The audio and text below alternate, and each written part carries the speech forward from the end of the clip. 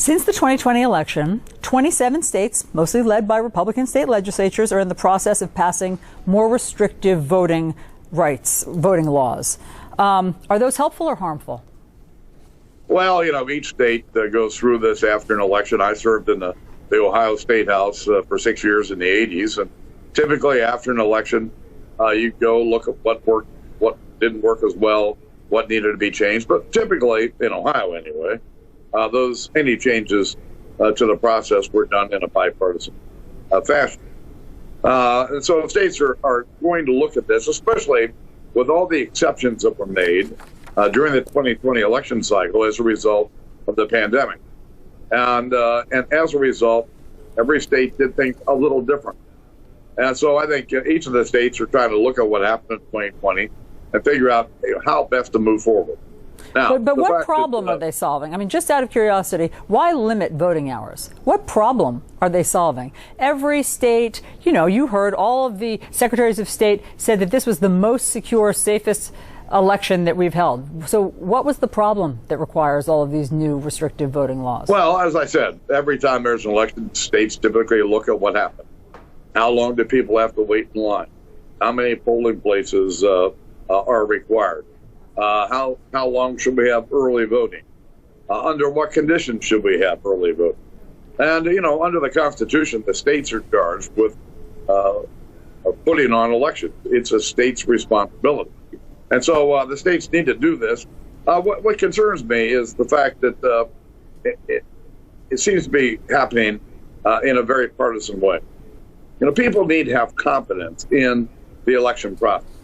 And I think what typically would give them confidence is to see a state legislature working in a bipartisan fashion to make any changes they feel that are necessary.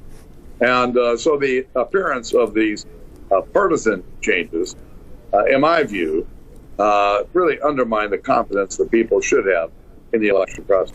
And do you worry that because it's being done in a partisan way, that these state legislatures will succeed with voting restrictions and succeed with gerrymandering and succeed with getting rid of ethical secretaries of state like Brad Raffensperger and could do what they failed to do in 2020, thereby overturn the will of the people?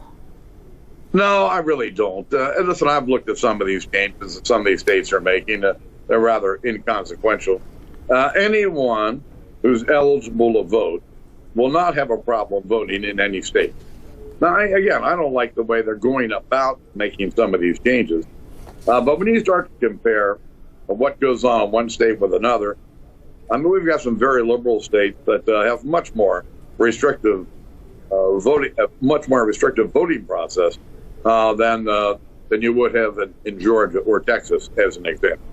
What do you mean? Like which state do you think has a more restrictive voting process than Georgia? Well, I think it's Delaware that doesn't even allow for absentee voting, except under very rigid circumstances. You got some states that have no early voting. All right, I think it's New Hampshire.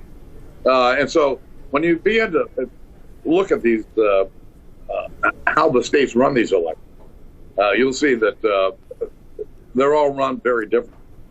But each state has a history of how they do elections, and they tinker with it along the way, each of them.